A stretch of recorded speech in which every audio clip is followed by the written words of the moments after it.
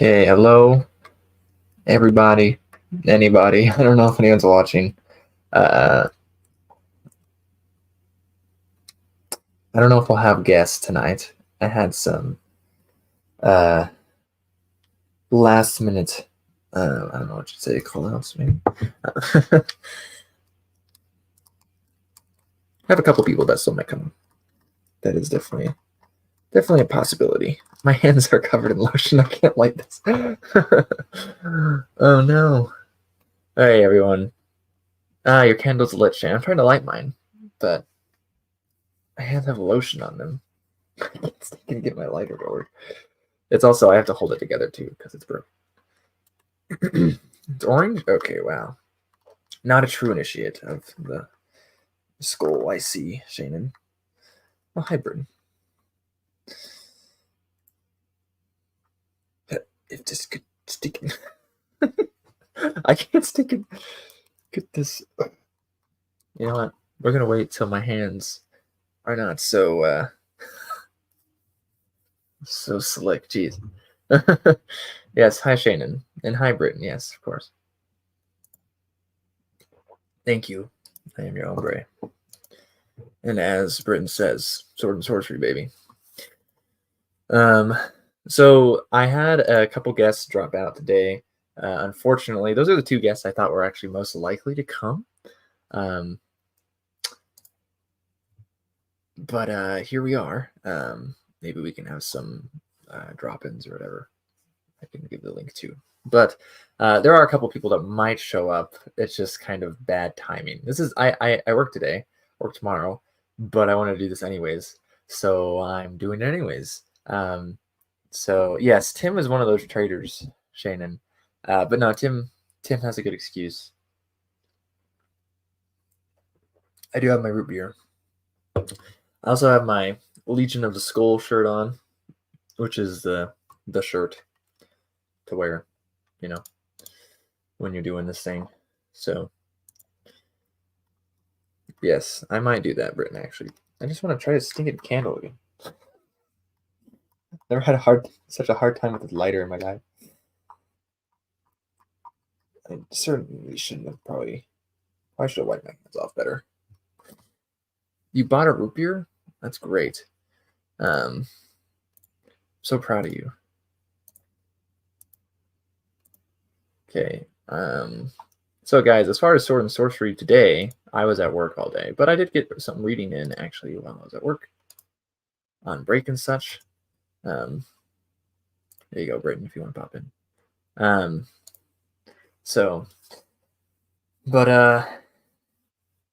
I finished this. Let me grab it. I can ruin this too with my stinking hands. So I finished this, Blood of Ambrose. I don't know how to say this person's last name. If anyone knows how to say James, Angie, Anga, Ang, Angie. I don't know how to say. But Blood of Ambrose, it's kind of interesting because it's kind of a Arthurian sword and sorcery. I feel like it came out in 2009, if I remember correctly, which is like a really bad time period for sword and sorcery, not really popular at all at the time. And so I feel like it has some things in it that maybe make it appeal more to like just general fantasy fans. For example, the main character is not the sword and sorcery protagonist, pretty much, right? It's called the Morlock Ambrosius series. And yeah, it's time for him to change his last name. You're right. I don't know how to say it. I could probably find out, but I haven't looked in the proper places. So it's interesting because the main character is pretty much Arthur, pretty much, right? I think it's Lathmar. I just finished it. I should know his name. Yeah, Lathmar. And he is young. He's like a young King Arthur type of character. And he's very much not a sword and sorcery protagonist, right? He doesn't have much power of himself. He's very much a pawn. But his kin, his relative, I want to call him his uncle, who's not really. I guess he kind of is like a super great uncle because this guy's like super long lived. And that's more like Ambrosius. And that's the sword and sorcery protagonist. But he actually doesn't get a ton of page time. Mostly the kid. So it's interesting. It gets more sword and sorcery, I feel like, the later end of the book, and it definitely has some moments that I liked. So another thing I read today though was what was it? It was a Conan story. Yeah, it's like Servants of. Oh my goodness, was it Bit Yankin? Yakin. Bit Yakin. Yeah, anyways. The Servants of Bit Yakin, which is a Conan story. I haven't read all the Conan stories, which is like sacrilege pretty much. It just hasn't happened yet, though. I just haven't read all of them. I just can't read them all in like one go. They're a little bit too samey for me. I enjoy them. It's not to say I don't enjoy them, but maybe I just broke it. I tested it earlier. It worked. But now I can't click it. Did I put a safety on it or something? An accident? I don't know. I don't know what I'm doing. Repent, yes, and then read all the Conan stuff. I'm sure you've read none of it, Shane, so...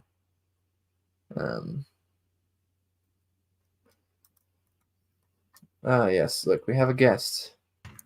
Oh, look, it's me. Yeah. Hello, Liam. How you doing? I'm not bad. I'm trying to get my lighter to work. It's embarrassingly like not working at all. I don't even understand. But how are you? It's Sword and Sorcery Day, huh? Yeah, it's called the Day of Might. I need to find the original like announcement for it. I wonder if I can find that. I forgot to pull it up this year. But it's from I can't go get my magazine because my magazines are in my son's room and he's sleeping. But I could probably find it. I put it somewhere before. Let's see. Yeah. Did you read any Sword and Sorcery today, Britain?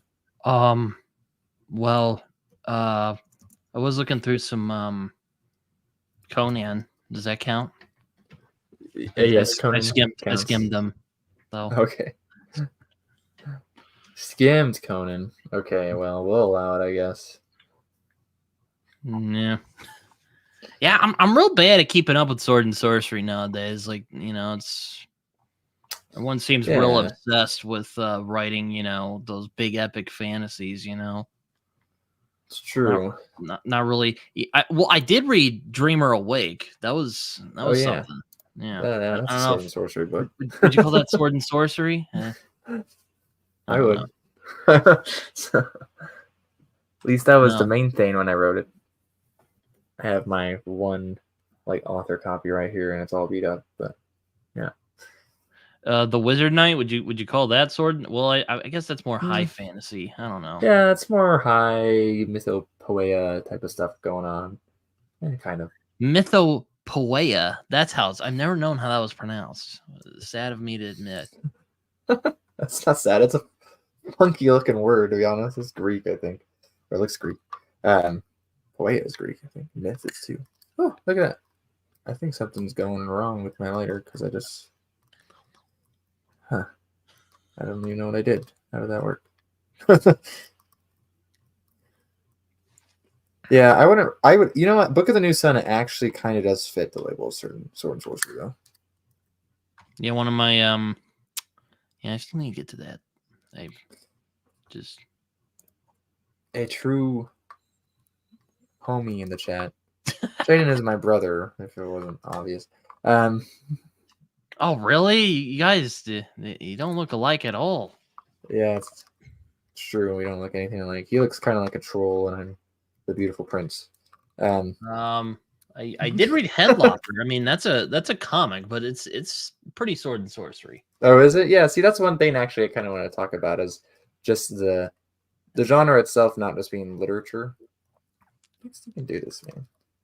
I mean, it's about a guy who lops off heads. So, and he carries a little witch head around. Oh, does the witch head talk? Yes, it does talk. Hey, nice. Is this like a new comic? I've never heard of it, to be honest. Just I don't know comics, so.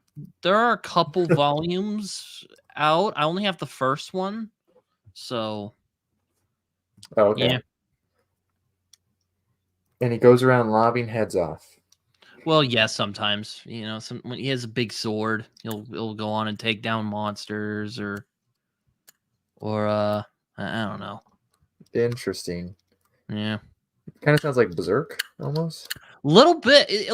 It's not as dark. Like it's kind of Okay. it's. Ugh, dang it. Would you call Berserk? I would call like Berserk like cosmic horror, dark fantasy more than like. I haven't read enough of it. I know some Sword and Sorcery fans are fans of Berserk, and I liked the first volume, I guess. This is obnoxious, the clicking over and over again. So I try to get my lighter to work. I liked it though, and I think it definitely hits some things. Because see, like Sword and Sorcery often has a cosmic horror in it, anyways. Yeah, And weren't Sword and like Sorcery is Robert E. Howard often and dark H.P. fantasy, Lovecraft anyhow. friends. Yeah, they're Yeah. buddies. They're doing like their kind of shared world thing. Not really, but kind of.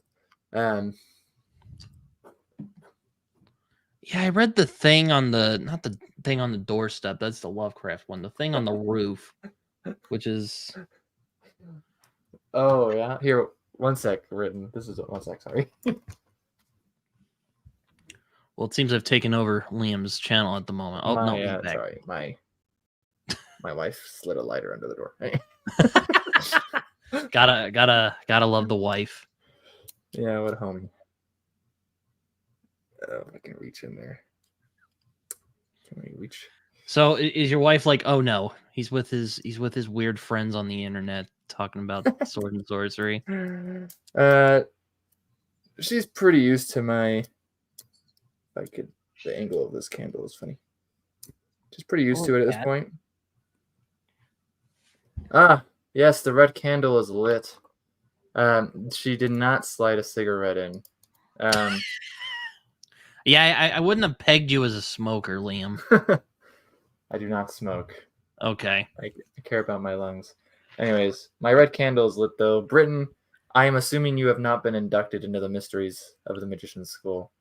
Oh no, I don't really play magicians in D&D. Oh darn. Okay. Well, I play like fair. I usually play like rogues and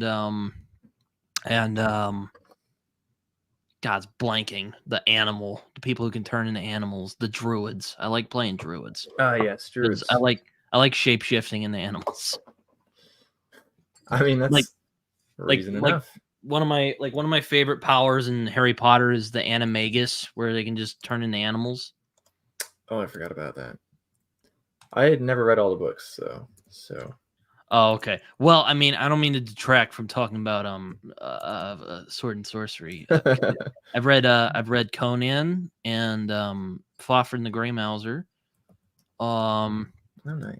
There's some Have more. You read like all of Fafhrd and the Grey Mouser?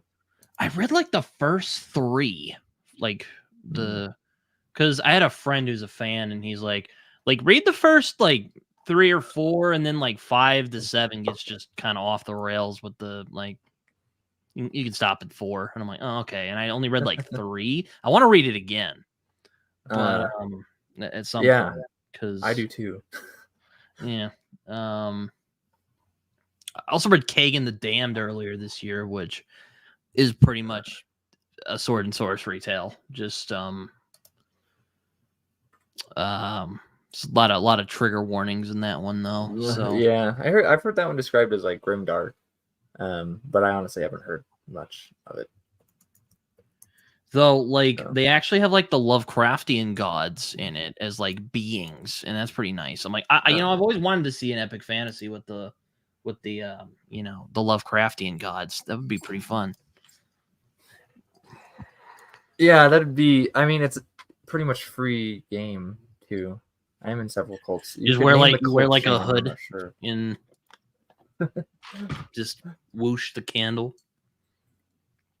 I mean, heck, man, you had Chris Ferracchio blurbing you on Dreamer Awake. So how was that?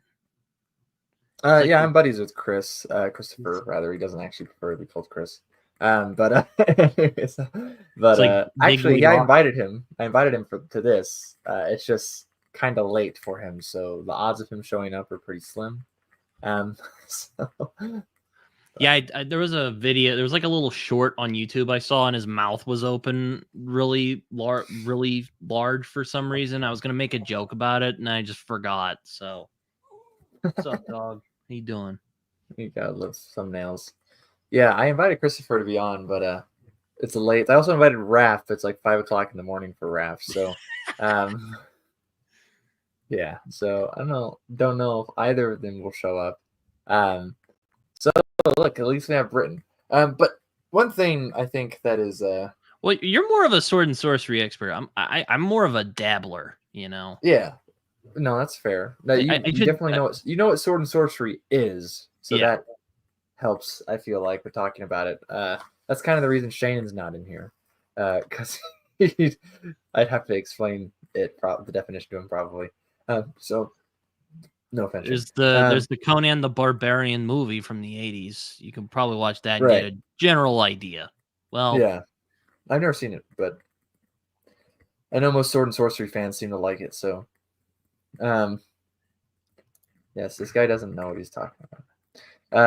But anyways, we when I look at there's kind of like a when you're involved in the sword and sorcery, you can hear my candle like flickering. It's kind of like, I don't know if that's bothering. Is that annoying on the mic? I don't hear it. Okay, my candle's by the mic, so I'm worried. But if you look at the sword and sorcery community these days, they kind of divide sword and sorcery into like 3 waves, kind of, right? And would put Robert E. Howard in the first wave, kind of the more sword and sorcery esque tales of Clark Ashton Smith around the same time too, and like C.L. Moore's Jarell Jouari. And that's pretty much it. That's pretty much what's included in that first wave. Yeah, I forgot to mention. I was looking through Michael Moorcock the other day. I was looking at Elric, which is technically sword and sorcery. He just kind of, does this whole weird cosmology, eternal champion stuff. Yeah, Shannon reads big stupid books. Anyways, I saw his channel recently. I'm like, didn't he make like videos about art? Like I remember he does make videos about art. There's some videos he made about art, and they're like gone now. Well, he has 2 channels. He has 2 channels. He does have 2 channels. Okay. He's got Unique Arts with Costco Picasso, and then Shannon Shelf. Anyways, Tim is here. I am here, surprisingly. Tim is an expert sword and sorcery guy. I am not. I thought I would see if I could make it, and it looks like I did make it. But that's all I have to say. Okay. I'll see myself out. Okay. Well, that's like we're happy to see Tim. Shannon says you're the traitor. I think that's because you missed the symposium yesterday. I did forget about the symposium. I won't forget again. What's he gonna do if you forget again? Anyways, yeah, it's like the Tonight Show. Everyone just sort of like, who do we have coming on next? Yeah, everyone like just come on in. Call in, everybody. We'll get you on the radio. Anyway, no, no, yeah, we're just talking about. I was just mentioning actually the waves of sword and sorcery. Okay. We got the first wave with like Conan. Yeah, Robert E. Howard's Conan and Cole. Like Cole's more important, to be honest. No, and we have like Clark Ashton Smith stuff going on, which is even more important. But the more important it is, the less popular it is, right? Anyways, correct. So I heard Lord Dunsany wrote some sword, like apparently like the Sword of Welleran, or I don't know how it's pronounced. Oh yeah, Tim is an expert on this actually. Oh yeah, I can't talk on it. I probably shouldn't even be on right now. No, hopefully no one sees this. I joke. Yeah. Sorry. Continue. Sorry. Yes. I'm here to talk when called upon. Okay. But yes, there. It's only really the one story in the Sword of Welleran. Yeah, which is I'm assuming what they discussed tonight. Yeah. So, the Fortress Unvanquishable, Yeah. The Fortress Unbreakable save It's for Sakna. Saknoth, yeah, which is the sort of proto sword and sorcery story. I don't know if I completely agree with it being a sword and sorcery story, but I can see why people would say that it has that it influenced people who would go on to write sword and sorcery. So Right. Yeah, and there's some proto stuff like that. I'd say like in a few different places, but I think people kind of look to that one because it's a short story. yeah, and Sword and Sorcery likes its short stories, so yeah. So. It has some of those like familiar trope, sort of familiar sword and sorcery esque things. It's essentially, I mean, it's not like a dungeon crawler, but it's a fortress crawler, you know. And you know, there's an evil sorcerer, and there's a battle, and it's sort of a I think that there's certainly something to be said about what's going on in the story, and apparently a bunch of different people were inspired by it. And Yeah. I think interestingly enough, I think Lord Dunsany, I think he died in like the late 50s, which is sort of interesting because he would have outlived, people like Clark Ashton Smith, or I guess H.P. Lovecraft and other people who were inspired by him. So he sort of, I don't know if he lived long enough to see the significance of it. I know people like Clark Ashton Smith, and I think Robert E. Howard, and certainly H.P. Lovecraft, and I think even Fritz Lieber and Jack Vance have mentioned that story in particular was significant to them in some way. See, I don't remember. It's been a minute. I need to watch the panel. So there's a panel on Britain on the New Edge Sword and Sorcery YouTube channel a few hours ago where they talked about that story. So you could read it yourself, Britain, and then make your own video. You know what? I might just do that. I'm hoping to read Lord Dunsany next year. So yeah, I've liked the bits I've read by him. He has some good short stories in particular, I think. So I actually like that story the least of what I've read so far. Yes. So I do agree with you on that, actually. I like his more sort of sort of whimsical, humorous, more sort of sardonic. Was you read the Horde of the Gibelins or whatever which that one I think that one's awesome. That one's awesome, and I've read the Noel one, which is good. And I mean, I have read The King of Elfland's Daughter, which actually came out 100 years ago this year. Yeah. But and I enjoyed that one. That one is much more fairy, obviously, I guess. I think I think quite everything so far I've read from him, and I think he as he shifted later in life, he didn't really write much fantasy at all. I think he sort of had those periods where he wrote a bunch of different stuff. And everything I've read from him so far has that sort of even Saknoth is pretty fairy tale-ish. Yeah. And I can see how people would read that. And I don't know and I think you would disagree with it, I don't know if Tolkien was inspired by him significantly or affected him, but I can see that sort of sense of sort of mythology and folklore and that play of stuff going into the stuff he's writing. But I suppose that's all we're going to talk about. I apologize. I have to make up for it since I wasn't able to. It's funny actually. I'm not so sure about Tolkien and Dunsany. I figured you would have a problem with that, so I said it anyway. I said it anyway. Thanks, Tim. I appreciate it. I do see that they talked about Tower of the Elephant, so that's a pretty that's a classic Conan. Yeah. Tim was on that panel. I was on that one. The Frost Giant's Daughter is still my favorite as of right now. I still need to read the rest of the Conan. I think that's interesting, Britain, because I don't feel like if I know anyone else who says that's their favorite. I don't think I've ever heard that. I don't know. It's just I like. Well, for one, it's the ending. I love the ending. When he's like, "Oh yeah." It's been a minute. It's been a little bit. I only read that one once. I haven't read every single Conan story out of it, though. Also, it's not Red Shadows. I think that's in one of the later collections. The Scarlet Citadel, I think, is the end of the story. The dude picks up his head and then runs off. Robert E. Howard was pretty funny.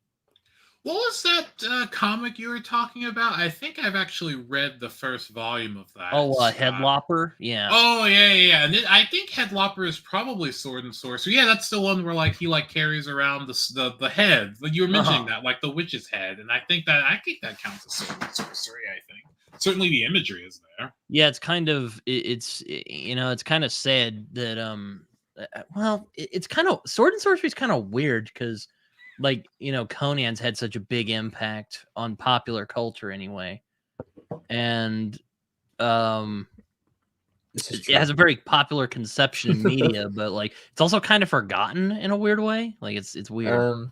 It's like it's also like a weird cult subgenre at the same time. I would agree with that. Yeah, no, I agree. I think as far as high is I say wise, but I agree that it like that as far as like pop culture is concerned, he's pretty big. But as far as literature is concerned, I think most people tend to forget about him unless you're in, I guess you could call it a culty subgenre of sword and sorcery, and then he's actually huge. I don't remember if I've even watched your video, Britton, that you came out with probably a couple months ago now. It was like about Tolkien and Howard and how they're like the two main influences still. And like Howard is like maybe a little bit through D&D, I think. I know when you look at him and Moorcock definitely in D&D. Yeah, and Liber and Fritz too, Leiber, but like with the and so like right. But as far as like, if you look at the subgenre of sword and sorcery today, so if we're going to look at today's contemporary sword and sorcery, the third wave, whatever you want to call it, it is still heavily inspired by Robert E. Howard, right? It is still like Tim and I talk about this a lot, actually. but it's still very much Conan-esque in a lot of ways, which I'll put it on the record. I'm kind of sick and tired of it. So like I definitely am. Yeah, I like Conan. I really do. I can't read him like back to back to back because they're kind of similar-ish. But that's fine. They're short stories anyways, all by the same guy. But when I read so many other people just trying to imitate him, and they might mix it up a little bit, and sometimes that mixing up is entertaining. You know what I mean? But it's not. And then you'll be like Michael exactly Moorcock, who just freaking goes off the rails. Right. Yeah. See, like Moorcock, he still takes Conan, but then he just goes completely opposite of him, essentially, right? And it works. And he does Corum, which is the opposite of Rick. Yeah. So it's just, and I like Corum a lot actually, but it's just kind of obnoxious to me that we kind of blame the second wave of sword and sorcery, the one from like the 70s and 60s, kind of crashing at the end of the 70s and like the early 80s because of clonins, right? These Conan pastiches that are insanely like similar to Conan. They become parody. It's kind of like cyberpunk in the 90s or something, right? Yeah. And yet we still get a lot of that today. Yeah, we get a lot of that today. Yeah, which is very funny because I guess it's okay to do it again today. Because I see a lot of cloning stuff today, and I don't want to rant about it. But right, I don't want to rant too much because I don't want to. There's a lot of it, and there's still a lot of fans of it, but I don't. Yeah, we could probably just stop there. I'm a little sick and tired of that. I am tired. Yeah, I so Liam, would you say that you want sword and sorcery writers to rip off Fritz Leiber more than they do? That's exactly what he's saying. Yeah, well, they do Robert Howard. I was again talking to Tim about this, where Moorcock and Leiber and pretty much anyone else that's not Howard are imitated a lot less. And I'm not saying you should go in and imitate someone exactly. I remember my first sword and sorcery story I ever wrote is very much an imitation of Howard, but it's also garbage, right? So I mean, like, but Leiber, I feel like maybe is a little bit more difficult to imitate. At least for me, I would feel not capable, as I don't feel like I have the comedic chops pretty much to imitate Leiber. Yeah, like there's more like wit and like irony in Leiber because Howard has a very iconic, style. Once you read him anyway. I know a lot of people are familiar with Conan because of the movie. Right. I think they made a Cole film a while back. Yeah, they did. And a Solomon Did Kane they? movie that was actually pretty good. Yeah, I saw the sure. Solomon Kane movie. I thought It's it was like By This Axe I Rule or something. Or I don't know. I think you're actually. I think that's actually what it's called. It came out, I think, during COVID, but I could be wrong. There's Cole the Conqueror film came out in '97. Yeah. Anyways, By This Axe I Rule, by the way, is a story I like more than The Phoenix on the Sword. But that's yeah. I started reading the Cole Del Rey edition, and then I just kind of stopped. I wasn't like not enjoying it or anything, but I was just kind of like, I'll give this back to the library. I'll read it again at some other point. I'm not feeling it right now. Boy.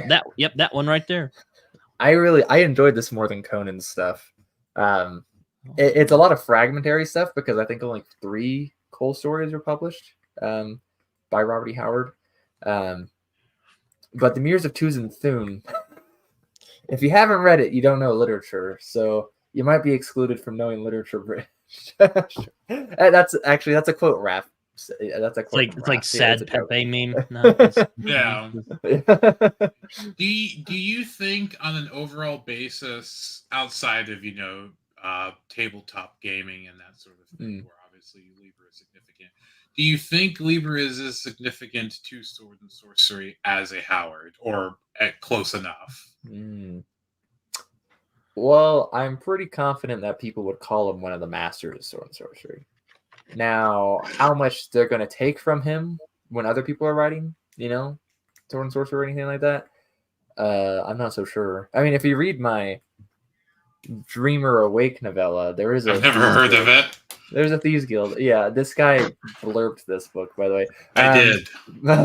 So, I had never heard of it. He regrets it. No, sure. I do. But there's a Thieves Guild in there, right, which is very obviously taken from library. I will. There's actually several library references in the book, but most of them are not taken from Fought for the Great Mouse. They're taken from a bunch of other stuff. But see, like, I think everyone will say, "Oh, the 3 masters of Sword and Sorcery," which actually I haven't heard anyone say in a while. But like, they're Moorcock, Liber, and Howard, right? Mm-hmm. And we will acknowledge this as canon pretty much because it's been said so many times.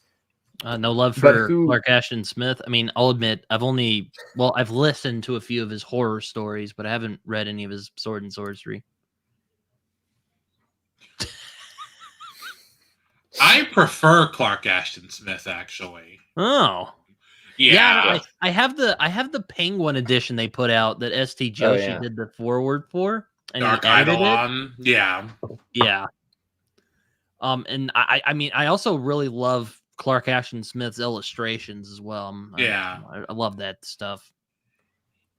Yeah, and I wonder, like, I will see sometimes people, particularly people who have been invested in Sword and Sorcery for a very long time or super fans of it. I will see people mention Clark Ashton Smith if they're like very involved in Sword and Sorcery. So I see him mentioned, but not generally. I don't think Clark Ashton Smith is sort of generally mentioned by the people at large much at all, really. Yeah, he's like a weird cult figure. Yeah. So. Yeah. And We're in the cult of Clark Ashton Smith, though. The title of my book comes from a Clark Ashton Smith. I'm sorry. Anyways. No. And I wonder if that's just because, like, I think he's probably been, I don't know, people probably said this before, I don't know. But I think he was published weird, and I think he was collected weird. So it's kind of like hard to sort of like go through because he has like random stuff. Then he has like multiple cycles of stuff that fit together. And so he's kind of all over the place. I mean, he definitely didn't get, like, I mean, who would we say, like, if Howard got Lynn Carter and DeCamp and H.P. Lovecraft got who, like, Derelict and someone else maybe. Yeah, like Smith just kind of left off after Lovecraft and Howard died, Well, there are Clark Ashton. There are Clark Ashton Smith. The adult fantasy collection did include Clark Ashton Smith stuff. Yeah, there are Lynn Carter, Clark Ashton Smith for his. Yeah, let me go grab my book. You guys are tempting me now. Give me a second. There's I'd have to get up myself. But Tim looks at his huge stack of books. He's like, "Yeah, it's on the bottom. I'm not getting that." Cyberpunk is right up there. Oh, look at that. It's gonna fall. There's a because he does it in cycles, so it's easier because he has like 4 different cycles. Yeah. Sophique and Hyperborea, and then like Poseidonus. He's got a lot of stuff like Poseidonus, Averone. He's got Averone. Zikarf. The Zikarf stories are wild, man. I like the Zikarf. I don't know if I've read any of those actually. Maybe I have. There's one that like haunts my dream space, man. I can't get it out of my head. What's the title of that one? I gotta figure it out. It's been a minute, man. It's been a while, but I definitely know the Zafik ones or Zate or whatever you want to call it. Yeah, those are probably the most sword and sorcery. Well, I don't know. Actually, that might be true. Those are probably the most sword and sorcery ones ish. But like the sort of Averone ones or whatever were popular enough that like there was a D&D module set in that particular medieval fantasy France he made up that takes place literally in that location. So there are D&D stories there from in like the 70s or 80s or whatever. And so he's sort of done quite a bit of a lot of stuff with that. But, I think that sword and sorcery, it's not the mighty... It's not the stuff that people sort of consider sword and sorcery, but I find myself... Yeah, it's and a lot of times I feel like it's focused on the sorcery aspect. If it does feel more sword and sorcery, more sorcery than sword for sure. Yeah, and it feels which I prefer more like H.P. Lovecraft in a sense. Yeah, in a sense, it doesn't read like H.P. Lovecraft. I think Smith reads much better. Writer. Yeah, much better. I don't even think it's I had a whole conversation about Lovecraft last week. I don't want to go into that territory again. Oh yeah, you came out with a video from Victor Laval today, right? I did. I did. That is a fantastic book, actually. Yeah, I enjoyed that one. But I really like. And you mentioned, what did you mention? The Thing on the Doorstep. I actually think that's a fairly good Lovecraft story, actually. Well, I was mentioning The Thing on the Roof because I did a reading of it a few years ago on my channel, or actually no, last year. Feels like a few years ago now. Jeez. Yeah. All of you booktube people and your schedules. So that's awful. No. So wait, do you guys think, did this collect all of his stories, or is it just like some of his famous ones? I'm not. Some of his famous ones. Yeah, it's just kind of varied. If I can recommend actually the website eldritchdark.com has pretty much everything by him. So. Yeah, I've heard he was kind of an inspiration for like Gene Wolfe. I think. I would believe that. I don't know if that's true. But yeah, there's definitely a link there with Dying Earth of the. Oh, absolutely would have to be. I can't make that up. Of course. Yeah, Clark Ashton Smith has an insane vocabulary. It's on display in a lot of things, but it's also on display in his Zothique stuff, which is a Last Continent, Red Sun type of thing going on. Jack Vance took that, made the Dying Earth pretty much from that, and Wolf went from Vance more specifically. I think he might have read Smith too. I wouldn't be surprised. But I know, like, if you read the Book of the New Sun, there's a book called The Gold Book. The Gold Book is The Dying Earth by Jack Vance, by the way. So, yeah, I would say that the Jack Vance Dying Earth is pretty much almost exactly like the Clark Ashton Smith Dying Earth, at least in tone. Yeah, and it's great. And the Dying Earth is sword and sorcery. I would agree with that as well. I wonder if Joshi will be able to get another Clark Ashton Smith book from Penguin. That'd be nice. I mean, the first one's so, like, just a bunch of selections from a bunch of different stuff. And I feel like he probably did that because he thought he probably was only going to get one, right? Or else he would be like, oh, here's your Averone one, and here's your Zothique one, right? Type of thing. Hold on, I'm quickly hiding myself in case things fall. Okay. It's okay. I couldn't find the story, the Zikarf story. Maybe I can look more into it after stream. I do remember one story in particular that I really like by Clark Ashton Smith when I first read it was The Coming of the White Worm. Man, that thing is a good one. It's so good. I like that one. Yeah, because these are the Lynn Carter ones. These are like really old. So like there's the hyper. Oh yeah, man, you have them? Man, I don't have those. Yeah, and then there's. I feel like I knew this. I just they're so beautiful. Those are these are quite. You got to put those in a shrine with your red candle. Yeah, because those are. And constantly fill the bowl with root beer. No, I. I have a weird thing. I've never liked root beer. I don't know why. It's too sweet. It's too sweet, man. No, it's like my mom likes to joke. She's like, maybe it's because I drank it. Well, you were a fetus, Well, she doesn't say it like that, but Anyways, So I'm sure she probably says I in the womb or something. Anyways, in the womb, yeah. don't know. I like to think she says it just like that. She pulls no punches. I like to think that she's very direct. Oh gosh. Anyway, going back to Clark Ashton Smith, didn't Clark Ashton Smith basically become a hermit after Lovecraft died? He was kind of one anyways, but yeah, it seems like it. He did get married, I think, though. He did get married, and he died married, but he married later in life. Like I think in his 40s or 50s. Yeah, he seems like he kind of had that tendency since he was a kid, though. To be honest, like he's an autodidact, as far as I'm aware, for the most part, and he just likes to. In fact, I think in this book right here, it talks about how between the time of him kind of failing as a poet, like publishing wise, and then before he starts talking to Lovecraft and then gets in Weird Tales after that, he kind of had receded from the world. So, like, which is understandable, Clark. I feel you. No, anyways. I feel you. Ouch! Lovecraft and his parents died at a very quick pace. That's unfortunate. Yeah, I think his mom went in like an insane asylum at some point. I believe my so. God.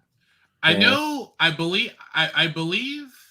Obviously, Clark Ashton Smith had to sort of deal with that, but I know Lovecraft and Howard died within months of each other. If I'm not making that up, I think within 6 months, maybe. But I could. Let's look this up. I think you're right, but I think they were within less than a year. It is really close, if I'm remembering. Yeah. So Lovecraft died. Are you already there, man? Jeez. Lovecraft died March of 37. Okay. Howard died in 36, didn't he? I don't remember. But that sounds like I'm right. So if he died did June Smith of 36, less than a year. That's what I thought. Okay.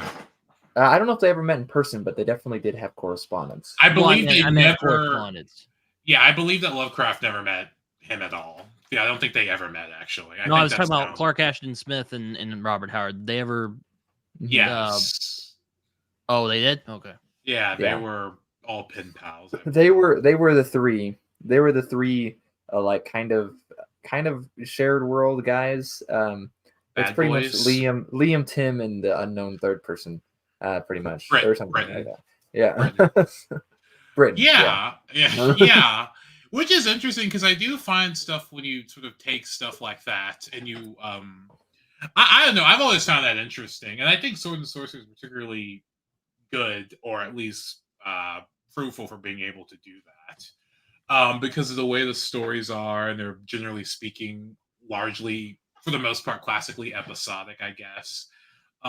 That you can, without having to rely so much on exposition, unless you want to rely on exposition, I guess, you can, easily be like, oh, well, here's this sort of, I don't know, this random village, and I'm going to throw an eldritch deity in here.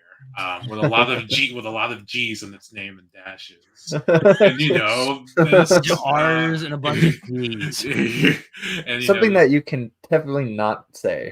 Yeah, and I'm going to something where it sounds like you're gargling. Yeah, what gargling sounds like. Yeah, no, that's accurate. That's I feel like there's some like level of connectivity though with like Sword and Sorcery. I feel like either it's the same world or same character like Conan. That's something like Lovecraft doesn't get though, right? I mean, like maybe there's some stories I'm not thinking of right now that are like sequels to like a earlier Lovecraft story that he wrote. But like normally I think of Lovecraft stories are like one-offs, and that's about it. He has characters that pop up from time to time sometimes. Well, Randolph Carter, I think, has a couple of stories. Randolph Carter pops up a few times. It's been a minute. But yeah, I generally see them, sort of like, you have your Dagons, your Call of Cthulhu's, well, yeah, you'll have the mythos, which shows up. Again. Which is his, which I think sort of, separates those three pretty well. Because, like, Lovecraft has his mythos, and Clark Ashton Smith pretty much I guess, has a world building because he has like multiple worlds that he does stuff with. And then Howard has his heroes, I guess, among other stuff, but largely his Cole His and beefy Kane. men. Yeah, and Um, Conan. Bran McMorn, man. Yeah, which I've not read any Bran McMorn. We love the beefy men. Yeah. Especially when they wear diapers, which is why Cole and Conan are better than Bran McMorn and Solomon Kane. No, sure. Yeah, and, I like Solomon Kane. Sure. Yeah, I know you do. I have the collection over there. I'll pull it out. I don't have that one. I haven't started reading them, but I have actually a collection. I have the Del Rey edition of Howard's horror. I have the Conan ones, but I have that same sort of like brand that you have for Solomon Kane and stuff. I actually have the Robert E. Howard horror stories. And oh yeah, Solomon Kane is on the cover, and there's a Solomon Kane story or two in it actually. Ooh.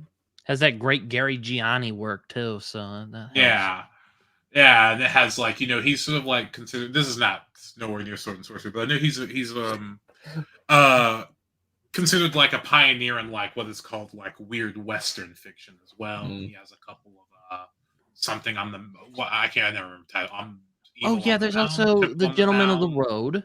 Yeah, I don't know if I don't know if that's Sword and Sorcery technically, because there's not a lot of sorcery going on. It's more Sword and Sandal. Yeah, which is going. I don't know if they'd put that on one of the panels, but there's also I've read a few stories. What is it on he's on the step. He's what is the word? I don't. Adventure classic, or are you talking? Yes, adventure classic. And Howard was in greatly. Clint the Cossack. Yes, yes, Clint by Harold Lamb. Yes, I've read a couple of those. I've read a couple of those as well. Actually, I have. Speaking of adventure fiction, I read a couple of Harold Lamb's Clint the Cossack, and then I read a couple of Brodur's Faded and Sericamon, and I decided I was going to read this first. I like this. But this is like Angevin period France mostly. Pretty dope. So there's some other Sword and Sorcery guys I want to try, like Charles Saunders and like Amaro. I want to try that. And Clark Ashton Smith, of course. I want to see what his weird, freaky imagination comes up with. Clark Ashton Smith is so beautiful, man. I know we've pretty much said this already, but I just have to say it again. Like, I want to read more of his stuff right now. I'm just gonna stop the stream. Howard Andrew Jones. I've thought about trying him out because. Oh yeah. I know you were kind of repping his work for a bit there, and then he got brain cancer. And I thought of you, Liam. I was like, that guy's a big fan of Howard. We got this on hand. I have actually not read any Howard Andrew Jones as of yet. So Jones is interesting actually, and so this is another good topic as far as Sword and Sorcery is concerned. Maybe I like that Sword and Sorcery has variety. That's why I kind of am sick of the Conan stuff we were mentioning earlier, because I think the variety makes it a lot more interesting. Right, like I like reading various things. I'll hop from genre to genre because I want to read different types of things. Right, and so if I want to read Sword and Sorcery, I can actually normally find. There's some stuff that keeps it in common, right? But like various things still. Like I finished, I don't know if you're here for it, Tim, but I finished Blood of Ambrose today. How was that? It's like Arthurian Sword and Sorcery kind of. And it does some interesting things, but I enjoyed it. But Jones is interesting because his most strictly Sword and Sorcery stuff is the Chronicles of Hanovar I just held up, but also I have it too. I'll just show you. And Hanovar is. Yeah, that's right. Yeah. Do you think are those more Sandal than Sword and Sorcery? Or those... Yeah, they're Sword and Sandal-ish. I would say heavily inspired Sword and Sandal stuff, but it is definitely sorcery as well. It's definitely fantasy. The first book, The Desert of Souls, has like a really cool cosmic element to it. Oh, that'll be going.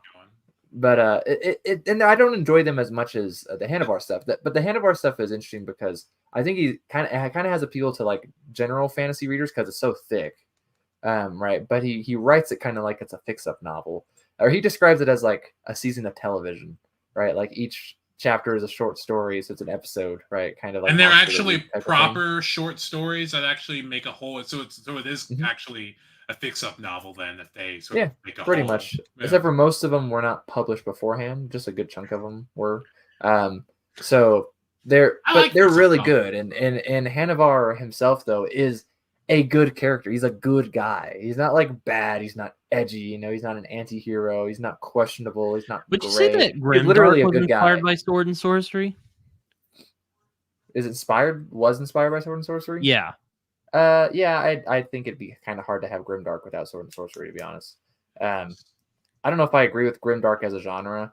I don't really know. I call it gritty fantasy because it's just the author trying to be edgy. That's pretty much all Grimdark is. So Hanavar. So from what you said, Hanavar in those books is legitimately a quote unquote good guy. Yeah, he's so it opens, if I remember correctly, the first Hanavar book opens with like some like farcical tale saying that pretty much the start is that Hanavar's people have been pretty much killed for the most part, and the ones that survive are in slavery essentially, right? And so it starts with this farcical tale saying like he swore on some like altar or whatever to like get blood vengeance or something like that, right? And it turns out that's not actually true, because all he wants to do is save his people. He goes literally the whole series is finding his people in slavery and either buying them or freeing them somehow. That's literally all it is. Is the vibe Roman, or am I making that up? It is Roman, yeah. So his people would be like Carthage-esque. It's not literally in our world. And then the bad guys are the Romans essentially, but they're called Durbans. So I will bring that up. You mentioned that, and Britain can answer this specifically. I'm just gonna have but with him being particularly a good guy, don't the rules say that technically you're supposed to be morally gray? Isn't that a rule? He's a good guy. He pets dogs. Obviously, Howard G. Jones knows more than I will ever know. I'm just asking a question. It's not that Conan hasn't done good things, obviously. Yeah, I think. Or that Elric didn't do good things. Elric never did. Another one of my favorites too. I like the mystery in that one. Sorry, not to be going on non sequitur. Yeah. Another one I want to read. I saw that Liam Liam turned me on to. He wasn't telling me about it, but it's the Obanach and Other Tales of Heroes and Horrors. By Kirk. I don't know where that. Oh, it's right here. Kirk, you know the guy? I know. He was on the panel. He was on the panel. Kirk Johnson. I didn't mean this. I didn't mean to first name him. Yeah, me and my buddy Kirk. I was just thinking. I didn't mean it like that. Oh, okay. Like I'm like, yo, that's pretty awesome. I didn't mean it like that. But no, I speak about that. They say.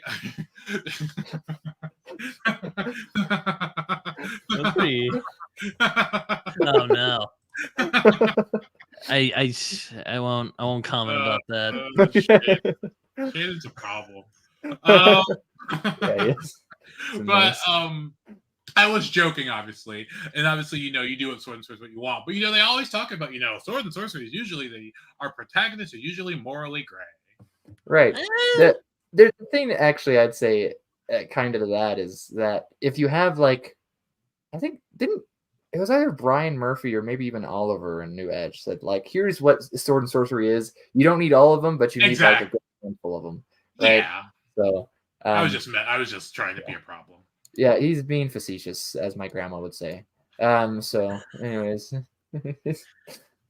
There's one apparently. So there's one that was streamed 7 months ago called Cock and Bull that was discussed on the New Edge Sword and Sorcery. Oh yeah, I'm not subscribed to them actually. And that's in. I think that's in the Open Axe. I think it's the last story in the Open Axe. I think it is. I think or that's. Is it? No, it's not the last one. It's before the last one. Oh, yeah, and Carl Edward Wagner. Though I've heard he's kind of not as good as Conan, but we'll see. I suppose we'll see. I've only read Bloodstone, and I enjoyed it a lot. I've only read a couple shorts. I haven't even read the novel because Bloodstone's a novel, isn't it? Yeah, I need to read some of the shorts, but I was gonna read Styx before I read some of his Kane shorts. Styx is fantastic. Styx is a really good cosmic weird. I think like Sword and Sorcery is kind of hard. I mean, I haven't read Howard Andrew Jones, so like you can shoot holes into this as much as you want, but I feel like Sword and Sorcery kind of works best in like a short story format, which I bet you guys are probably going to be like, wow, Britton, that's a real spicy take right there. I would, because I respect any of your takes. That's porridge, dude. That's bland as hell. No, sorry. Wow. I know you're probably thinking, wow, that's Wow, profound, Britton. Liam said something even more belittling. But you ever call someone's opinion porridge? No, that's a good take, but no. So I mean, I think that's kind of why it struggles a little bit. I don't know. Well, is that no, a stretch? I don't know. You get into a fair point. I think that I like Britain, so I don't know about what Liam's doing. I'm the bad guy. Liam's a Roman. Right. Liam's not morally gray at all. Liam's just a bad guy. Come on, he just wants to take care of his son. I didn't mean to harass you. Anyways, Wow. Sure. Crap, what were we saying? Oh, the short story. Oh yeah. I was talking about how the short stories, they're really, really good. Well, yeah. Well, I think most people, and this is why when you invited me to participate in a video you have coming up still about horror, like a favorite horror story next Wednesday. And I was like, I could have easily put a short story in here, and I was like, but no one cares. Okay, at least on BookTube. Which is sad to say, like I say that angrily, right? Like if I recommend a short story in a video, guess what? I'm not going to get a single comment probably on the video, right? Like I've made short story videos before, nothing, right? Nobody cares. So I mean, like you'll see like the random person like Evie, will occasionally talk about short stories, but is she even a booktuber at this point? She just mostly does live streams. But anyways, I like Evie. But so that's not a Evie will just show up and just start talking about your cuts through water. We should have invited Evie. She's read Elric and stuff. But anyways, so yeah, it's just like short stories. Like people don't care for the most part. When people think, oh yeah, fantasy, they automatically assume that they're fantasy. That's like their automatic assumption, right? They're not thinking short stories. Like, and I can guarantee like almost ever is that like that's not going to come into someone's mind, right? And so I mean you have short stories today, but it's definitely, I would say, kind of indie markets. It's limited to magazines in large part, but like the general idea is that at least today the only people who read short stories are people who write short stories, right? So you don't really see like a really cool happening short. I mean, I guess at least speculatively. I mean, I've like obviously Asimov still, the magazine still exists, and technically science fiction and fantasy magazine still exists. No, I mean what I'm saying is it's not like 1980 or 1960 anymore. It's not like Harlan Ellison's running around like a short story every 20 minutes, back when a Nebula. Well, I thought that was more like Michael Moorcock. That dude cranks them out like it's nobody's business. Yeah, but he also apparently never did acid, according to himself, at one point. So, hey, sometimes you don't need acid when you got a crazy imagination.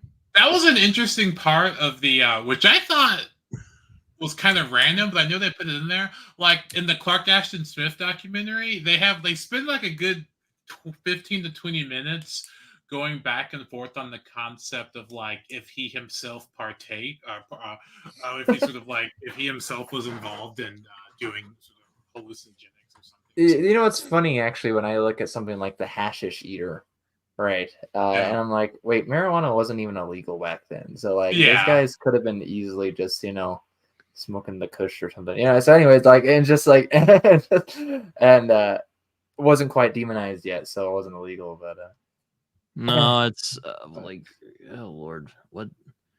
It's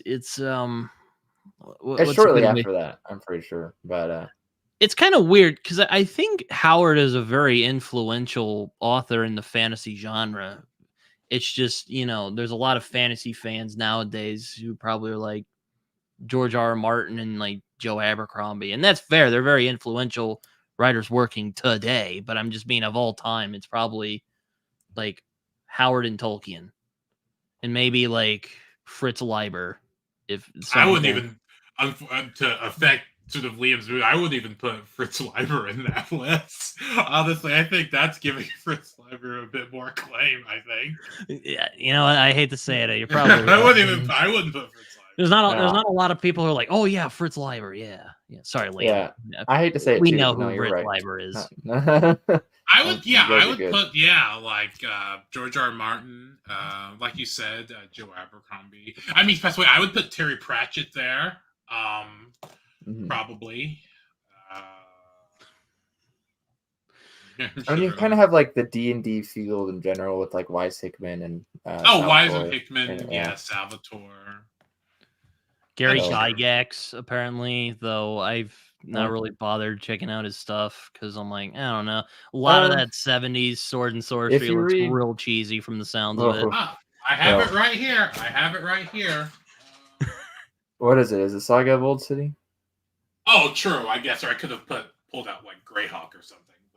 Oh, okay. He's gonna That's pull true, something else. I want to see what it is he now. technically wrote Greyhawk, I guess. That technically counts.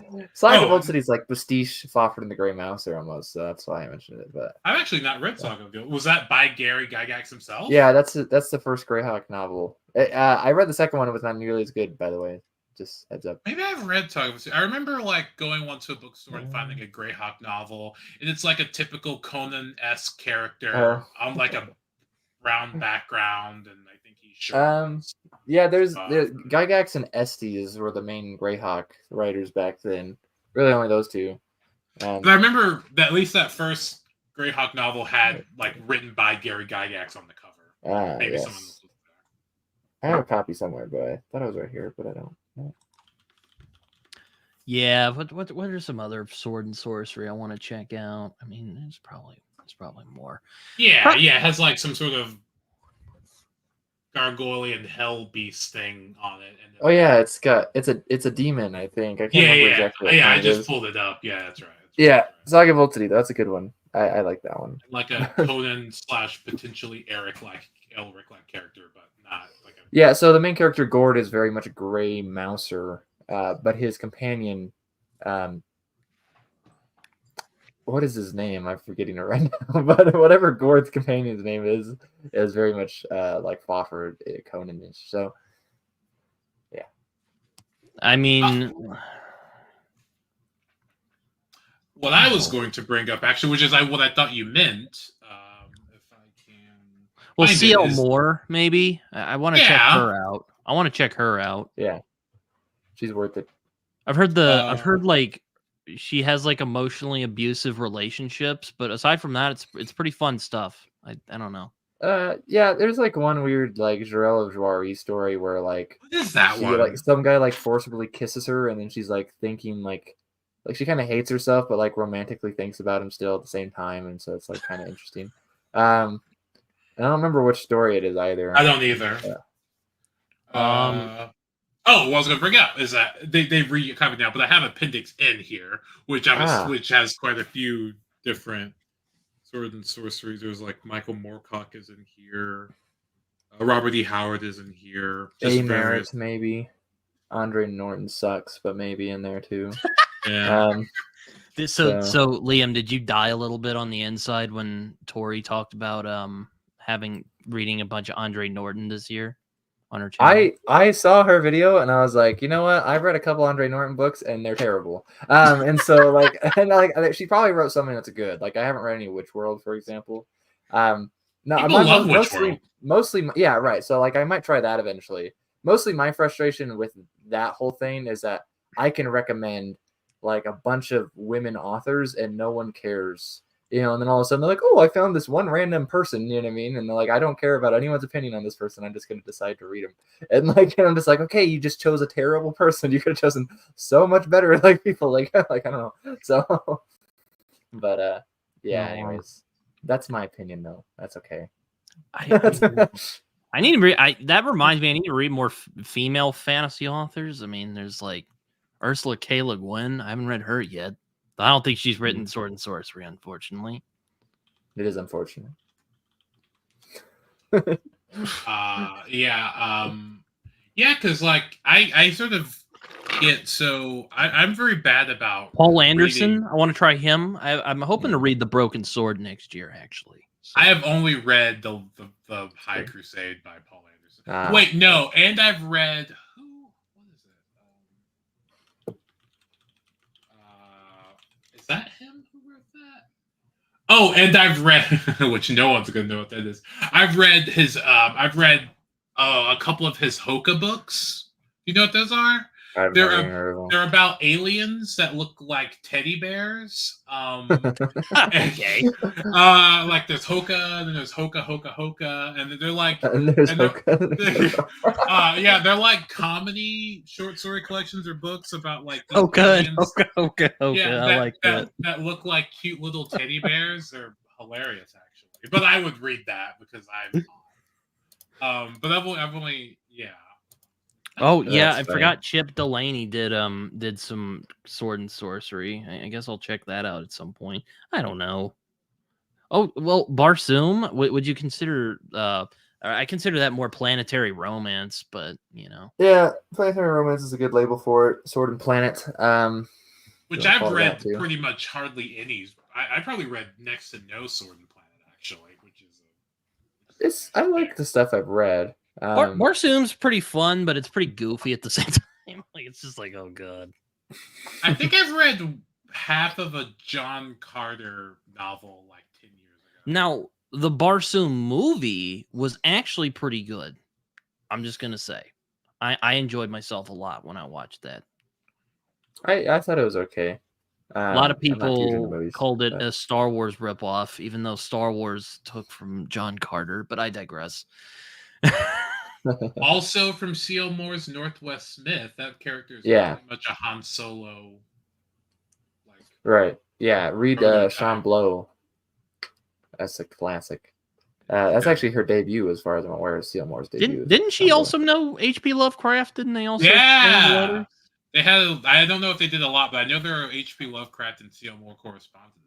For sure. Who didn't he exchange letters with? That's just a real Me. question. Not really. Sorry. You guys don't know it, but I was alive back then. No, Were you? so, You're very Yeah, old. Shannon's gonna be like, "Oh yes, he's a vampire. We all know this." You could be. oh, you guys. Anyway, we should probably be winding down here soon, but So, how is the genre doing? I mean, I don't know. I'm not. yes. I wouldn't call myself an expert like you two are. I don't call me an expert, Brett. I'm not an expert at anything. Or well, I I'm don't know. not If an expert in anything. I don't know if I'm as knowledgeable. How's that? It's but I would say it's still in that kind of weird limbo that it's been as long as I've been reading it. Yeah, I mean, I think Britton, not to interrupt rudely, I know, Britton's never invited me on his channel. Wow. Well, Wow, maybe Brett. someday, Tim. Okay, I won't wait up. But yeah, no, I'm just messing. I'm just He's not messing. No, Shannon's never invited me on his channel either. If he is, this is true. He says I want to be a centurion. Just saying things. Anyways, I think as a genre, if we're just gonna like give a little state of the genre address or whatever, which I actually don't like ever listen to those, so I don't even know how they're given. Election but away, so very, very prudent, very on top of things, very timely. Right? Yeah. I think it's doing okay. I like that's it. No, sure. No, That's it. I think the short story. Tim has a good point he mentioned earlier. Pretty much only people who read short stories are the people who write short stories, right? These days, that's not entirely true, but it seems like. Why would you say So, make a good point and then attack it? No, it's not. But you didn't say it was 100%. You said pretty much. Anyways, whatever. Of course. Jeez. But no. Sorry. I think but we do see some things. I think because of this, we see like I just realized I'm not even using the thinking like my actual webcam the whole time. The webcam I wanted to be using. Anyways, that's off topic. But great. You look great. Oh, thanks. It's my hair. Anyways, I think we have this tendency to want to grab a book and read that book. We don't want to grab a book and read all the short stories in that book, right? Or at least fantasy readers. So I feel like that's kind of why we get a lot of these, not a lot, but there's a decent amount of novellas coming out from the sword and sorcery scene right now. Right, we had like Frolic on the Amaranthine by Chase A. Fulmar a few years ago. We have my book. Anyways, we also have Hurled Headlong Flaming by Matt Holder. We have Contra Amaturis Mundi by Graham Thomas Wilcox. We have, Waste Flowers by Bryn Hammond coming out, and The Walls of Shiro Yulun by Daryl Kihoge.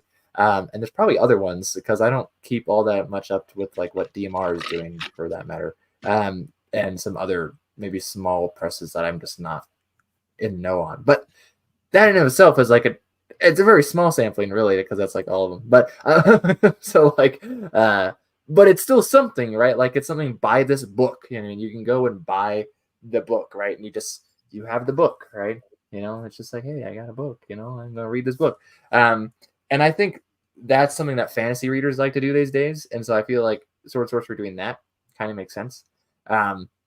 Also, it gives a chance doing the novella thing, like just a book of, rather than like, here's my short story collection, or hey, look, I have a short story in this magazine, right? Or whatever, or this anthology. Anthologies, are nice because you can buy them physically, and most magazines are digital these days, but or a lot of them are.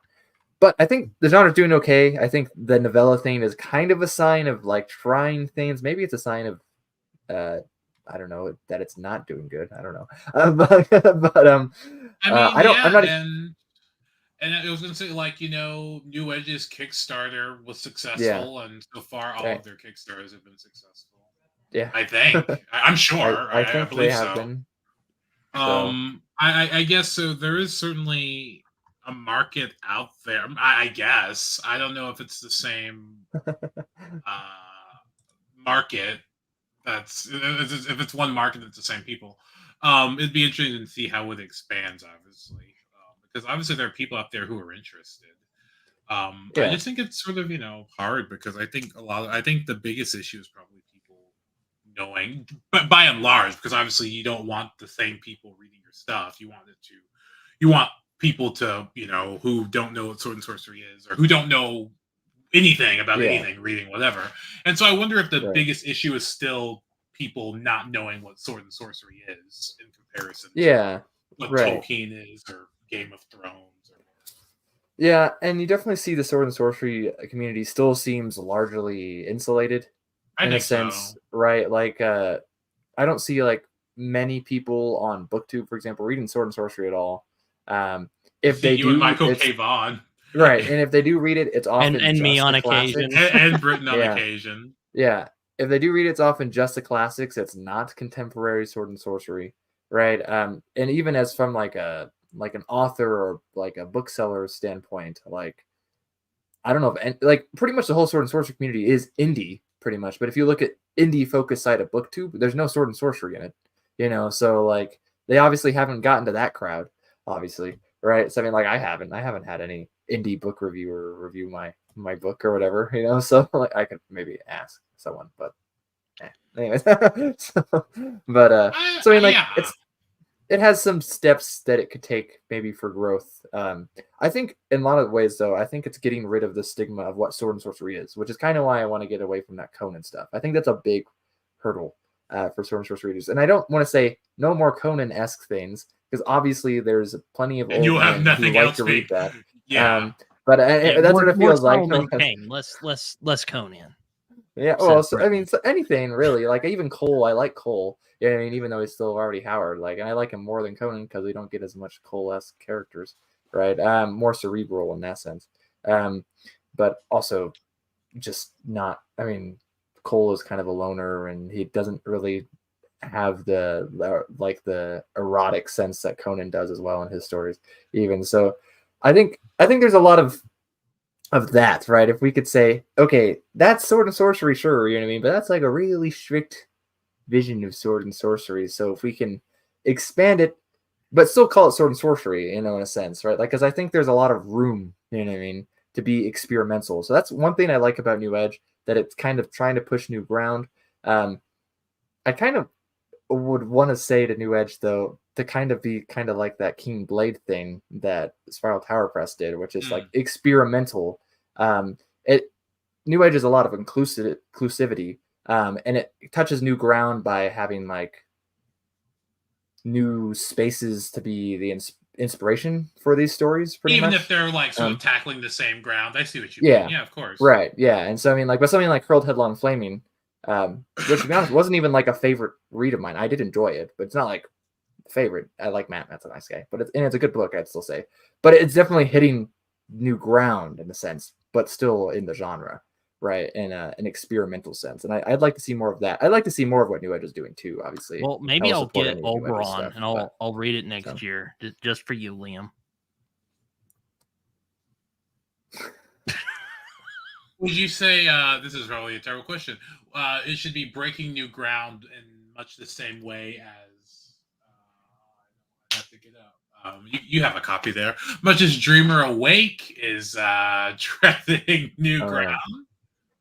Yeah, I'm a trailblazer. No, so, I do think that is. I was laughing, but I think I agree. Well, like because you're doing more stuff with it, and you're doing stuff that people don't usually sort of coincide and put together. When they think of sword and sorcery, I do worry about that though, because obviously the goal is to push sword and sorcery to new heights and be experimental. Mm-hmm. And I think the problem, not even the problem, is I think if you're being experimental, that should give being experimental doesn't necessarily have to mean it works. I think being experimental, right, for the sake of being experimental, is a good thing.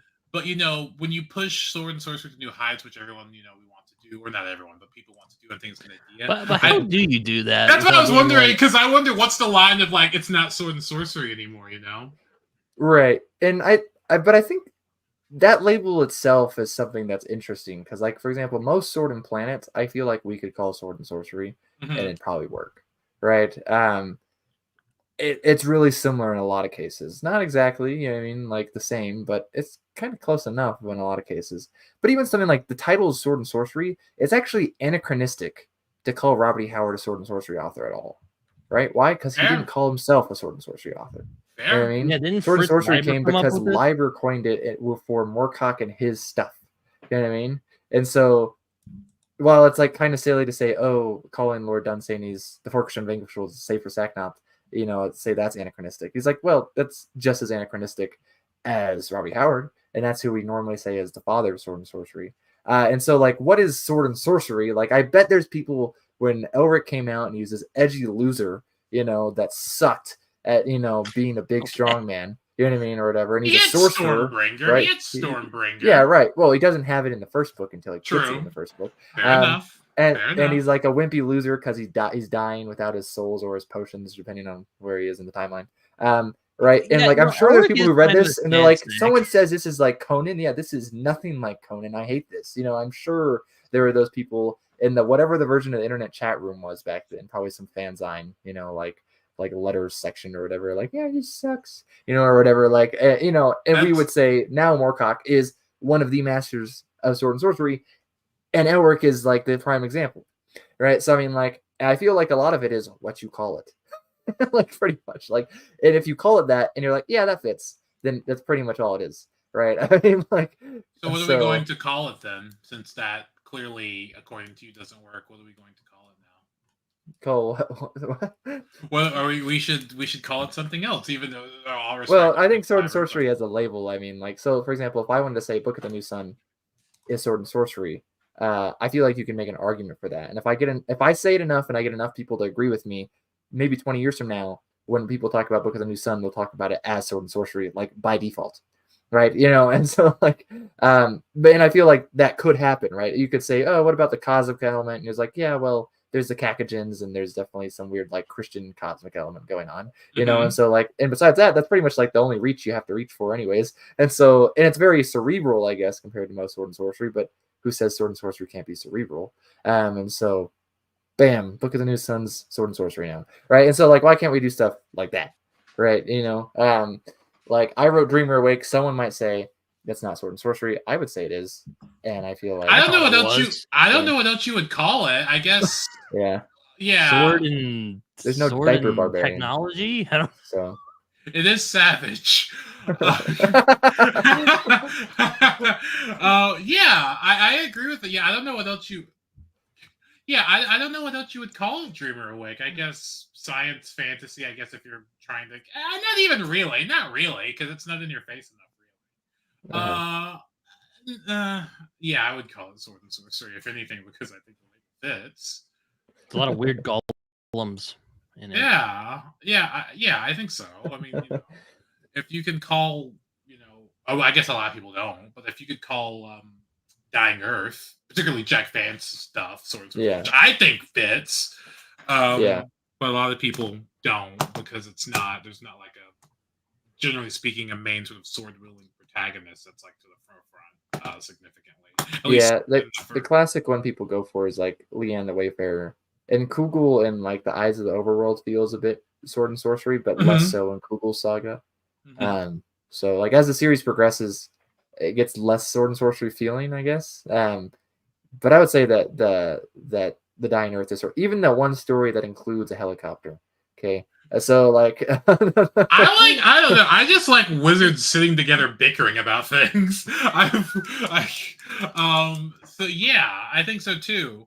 Yeah, and obviously, even in like the first Dying Earth story, there's a sorcerer and there's a sword in it because he like the first part of that picks up now the first short story on that. But yeah, I would agree. But semantics. But at the same time, the idea is to be proud of sword and sorcery and sort of push it forward. So if you're going to be proud of it and push it forward, you need a name to sort of wave high and sort of yourself. And we can at least get other people to write it, like Tim. He's gonna have Sword and Sorcery published soon. Hopefully, many things in the genre. But also something like Christopher Rocchio. He just recently had a story that is very strictly Sword and Sorcery published for the first time, right? And he said he wrote it for me, so I'm gonna put a 1 on the board for Liam. Did he say that to you? Is that printed? He said that to me. I don't know if it's like. It's in a magazine, so there's no dedication. If he did, I don't know if he'd put my name in it anyways. But that's Chris, what he told me. So. Chris, I bet you say that to all the boys. Yeah.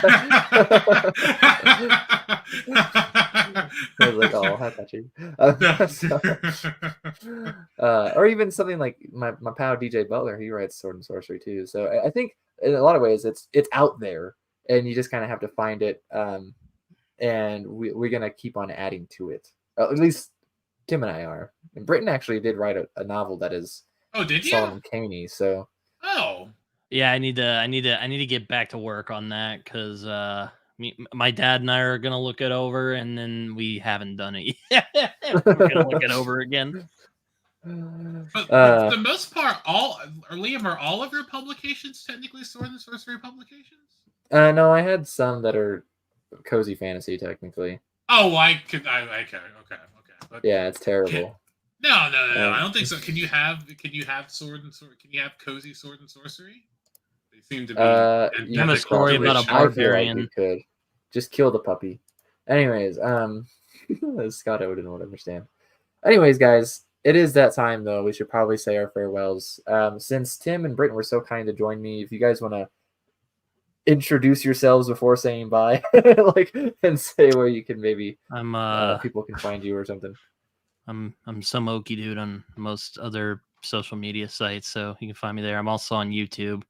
I cover pretty much whatever I want, but I also talk a lot about fantasy and science fiction. So there you go. Yeah. My name is Tim. I write sometimes.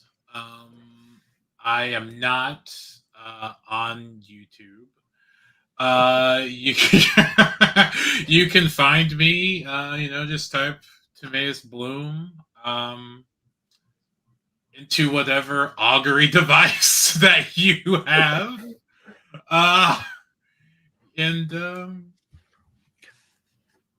That's pretty good. Okay, yeah, that's fine. Tim Bloom is world famous actually, so he'd be easy to pop up on a search engine. Yeah, he did. Did you do an anthology? You said you said on your blurb he did that he's edited something. I did edit an anthology. Are they about werewolves? There's a werewolf in it in one of the stories. It's a horror anthology. Yeah, my background is technically originally in sort of like horror, weird fiction, dark fiction, and history. And history, technically.